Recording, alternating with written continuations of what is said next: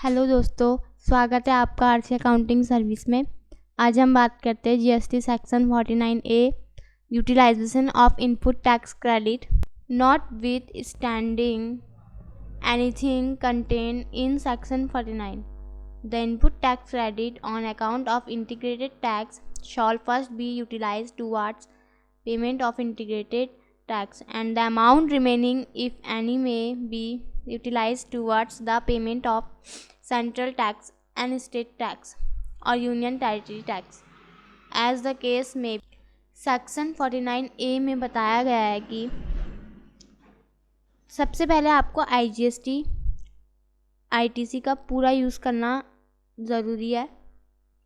अगर फिर भी आईजीएसटी और आईजीएसटी आईटीसी बच जाए तो उसको आप सीजीएसटी में और एसजीएसटी का टैक्स इससे भर सकते हैं। जब तक आईजीएसटी आईटीसी ख़त्म नहीं हो जाती है तब तक सीजीएसटी या एसजीएसटी आईटीसी का यूज़ नहीं कर सकते हैं। हम बात करेंगे जीएसटी का section 49B order of utilisation of input tax credit. Section 49B gives power to the government to decide the order in which input tax credit ITC should be used for payment of tax.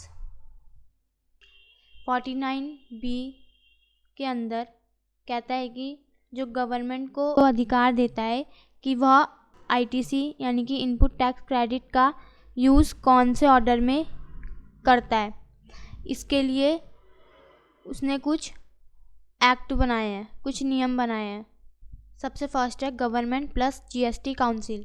The central government can change or set rules regarding the sequence order of ITC utilisation, but it can do these only on the recommendation of the GST council.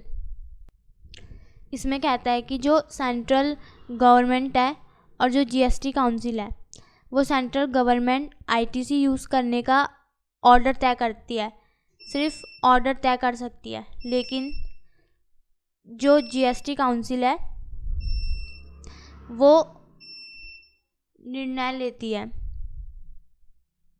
वो decide करती है GST council की सिफारिशों पर ही लिया जाएगा। लेकिन जो इसका डिसीज़न होता है वो जीएसटी काउंसिल के द्वारा होता है, जीएसटी काउंसिल द्वारा किया जाता है। Order of utilisation is not fixed in section 49B itself. Instead, section 49B gives authority to issue rules. Currently, rules 88A and section 49A specify the order. इसमें कह रहा है कि जो सेक्शन 49B है वो खुद ऑर्डर नहीं बताता है, बल्कि इतना बताता है कि जो गवर्नमेंट को है, गवर्नमेंट की अथॉरिटी है, गवर्नमेंट को अथॉरिटी देता है कि वो ये नियम तय कर सके। तो यानी कि जो सेक्शन 49B है वो खुद ऑर्डर नहीं देता है, वो गवर्नमेंट को अथॉरिटी देता है कि नियम तय कर सके। Currently, Rule 88A and Section 49A specify the order. जो करंट में ऑर्डर है वो सेक्शन 49A व रूल 88 में दिया गया है। जो करंट में जो रूल है 88A में और सेक्शन 49 में दिया गया है। फिर है purpose of section 49B to allow flexibility in how IGST CGST SGST credits must be utilised, help in smooth flow of credit and settlement between center and state. अब जो इसमें है पर्पस ऑफ सेक्शन 49B, यानी कि इस 49 का purpose क्या है, क्या उद्देश्य है। आईटीसी के यूज़ में एक फ्लैक्सिबिलिटी लाना है, आईजीएसटी सीजीएसटी एसजीएसटी क्रेडिट के यूज़ में फ़ायदा करना है, सेंट्रल और स्टेट के बीच टैक्स सेटलमेंट को आसान बनाना है, इन दोनों के बीच जो टैक्स है उसको सेटल करना है। रूल 88A फर्स्ट है IGST credit. First IGST IGST का जो टैक्स फिल किया जाता है, सबसे पहले हम आईजीएसटी का टैक्स फिल करते हैं। अगर आपके ऊपर कोई या आपको आईजीएसटी देना होता है तो पहले उसी में हम आईजीएसटी आईटीसी लगा सकते हैं। उसके बाद सीजीएसटी में उतरे, यानी कि उसके बाद हम सीजीएसटी में यूज़ कर सकते हैं। अगर आईजीएसटी आईटीसी बच जाता है तो उसे हम सीजीएसटी के लायबिलिटी में यूज़ कर सकते हैं। उसके बाद भी अगर आईजीएसटी आईटीसी बच जाती है तो उसको हम एसजीएसटी की लायबिलिटी में यूज़ करते हैं।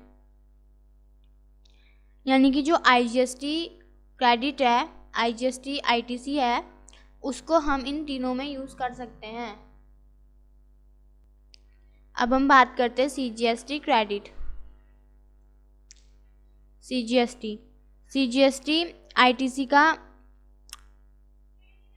केवल 2 जगह लागू होता है। जो सीजीएसटी है वो सिर्फ 2 जगह पे लागू होता है। पहला, सीजीएसटी का जो टैक्स फिल किया जाता है, सबसे पहले हम उसे सीजीएसटी की लायबिलिटी में ही चुकाना होता है। उसके बाद हमें आईजीएसटी में यूज़ कर सकते हैं। जो बचा हुआ टैक्स है उसको हम आईजीएसटी में यूज़ कर सकते हैं। अगर फिर भी सीजीएसटी का आईटीसी बच जाता है तो उसे आईजीएसटी लायबिलिटी में भी लगा सकते हैं। अब हम बात करते हैं SGST credit.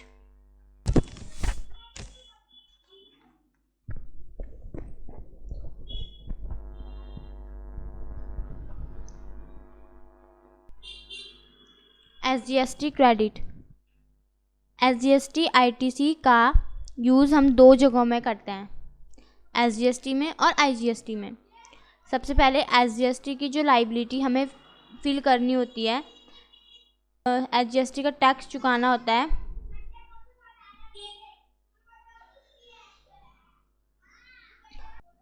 SGST credit, first